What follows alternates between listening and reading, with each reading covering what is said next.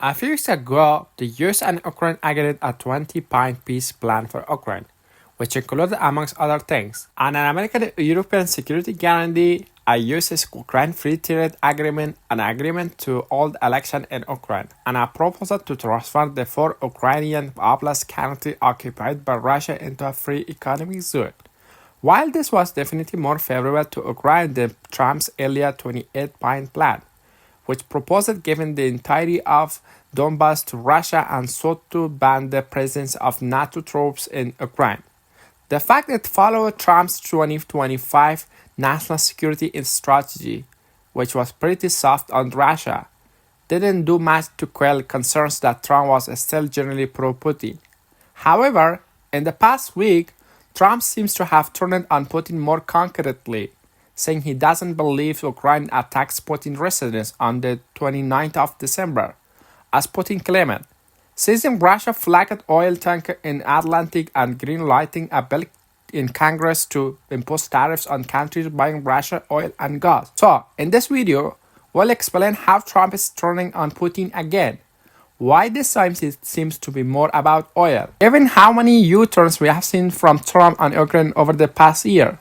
Well, let's start by illustrating Trump's shifting position. On the January of the 20th, Trump was inaugurated as US president, having repeatedly pledged to end the war in Ukraine within 24 hours. Unsurprisingly, this didn't happen. On the February the 12th, Trump held a phone call with Putin. The following week, called Zelensky a dictator. On the 28th of February, publicly buried him on the Oval Office. Then on the March the 3rd, the US suspended all military aid and intelligence sharing to Ukraine, forcing Zelensky to say he would accept a temporary ceasefire if Russia agreed. In April, Trump proposed his first Russia-Ukraine peace plan, which was fairly accommodating to Putin, proposing de facto recognizing Russia's control over the Donbas, the withdrawal of sanctions, economic normalization between Russia and the US, and Ukraine exclusion from NATO without security guarantee. Despite this, Putin rejected the deal and continued to insist on three further things: a significant reduction in the size of Ukraine's military, no European peacemaking force, and full control of four oblasts occupied by Russia. Trump wasn't happy about this, and on the April of the 23, after Russia strike on Kiev, posted on Truth Social saying, "Vladimir, stop, let's get the peace deal done." Progress then stalled until August when Trump invited Putin for a summit in Alaska. Since then, Ukraine and Russia have disagreed over the terms of ceasefire, territory, and security guarantee, with Ukraine wanting a European or NATO reassurance force stationed behind the front lines to prevent further Russian attack, while Russia opposed any foreign troops in Ukraine. Nevertheless, around the Christmas, Ukraine agreed to Trump's latest peace deal, which included proposal for American-European security guarantee, a US-Ukraine free trade agreement, election in Ukraine, and a free economic zone in Ukraine-occupied region. Russia, meanwhile, again refused the deal. On the 13th of December, falsely accused Ukraine of launching an attack on Putin's residence in Russia's northwestern Novgorod region, likely an attempt to sway Trump. Initially, Trump said he was angry about the alleged attack, but after the CIA debunked Putin's claims, Trump said in earlier January, "I don't believe that a strike happened." Then last week, several new things suggested Trump has turned on Putin more concretely. First, the US seizure of the Russian flagged oil tanker in the Atlantic. Second, the idea that Trump sees Russia as a competitor in the Arctic, claiming the reason the US needs Greenland is to stop Russia or China from taking it. And third, Trump's greenlighting of a bipartisan sanction bill targeting countries buying Russian oil and gas. If Trump isn't bluffing, this suggests he might finally have reached the end of his theater with Putin, who has repeatedly made no concession to Ukraine and refused to agree Trump's peace deal. So why Trump seems to be turning on Putin again? Well, as previous occasion, the first reason is stalled progress on Ukraine, but it also now seems to be more broadly about US-Russian competition over the oil. First reason Trump is turning on Putin is his latest refusal to agree to a peace deal.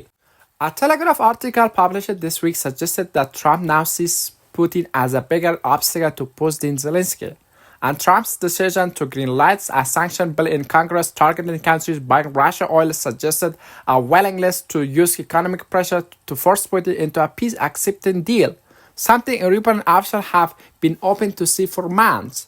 But previously, Trump was reluctant to target Russia's oil sector because of the risk of higher energy prices to American consumers and disruption to U.S. trade negotiations with countries like India and China, which are two of the three biggest buyers of Russian oil along with Turkey. But now, Trump seems to be more willing to hurt Russia's economy, with one source telling the Telegraph Trump's worked around a carrot and a stick approach and he's all out of carrot. The second reason Trump seems to be turning on Putin is direct US-Russia competition in the Western Hemisphere. The U.S. bombing Caracas, abducting Maduro, announcing it will run Venezuela for foreseeable future was bad news for Russia, both because of Venezuela was one of the last remaining holdouts in a Russia-linked energy network that the West has tried to isolate, and because it signaled Trump's willingness to use military force against adversary to achieve his own exceptionist aims. If the U.S. does manage to take over the Venezuela's oil industry, including infrastructure contracts and financing arrangements, this could hurt Russia in the long term.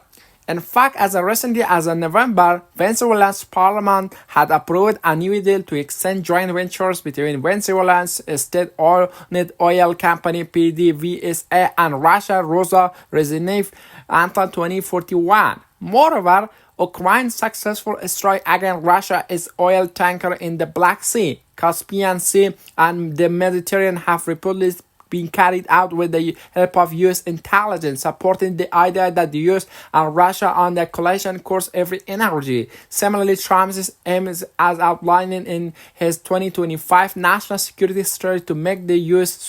the sole power in the Western Hemisphere. Also threatening the Russia energy network last week, for instance, the U.S. Coast Guard seized a Russia-flagged Venezuela-linked oil tanker called the Marinero, previously built one in the North Atlantic after weeks-long chase. Despite Russia formally requesting the U.S. to stop pursuing it for content, Russia is accused of using its called Shadow Fleet, a fraudulent and unregistered vessel that smuggle illegal goods, particularly oil, to evade Western sanctions, mainly in the Black Sea, but also in the Caribbean and North Atlantic. Because of this time, maritime analysts say an increasing number of Venezuelan tankers are now changing their flags to Russian to gain protection. But however, if Russia continues to send warships to defend vessels that declare themselves as Russians, with Mariner, there's the risk of miscalculation and escalation, particularly if the US and or UK forced to start seizing of more Russia shadow fleet, as look likely.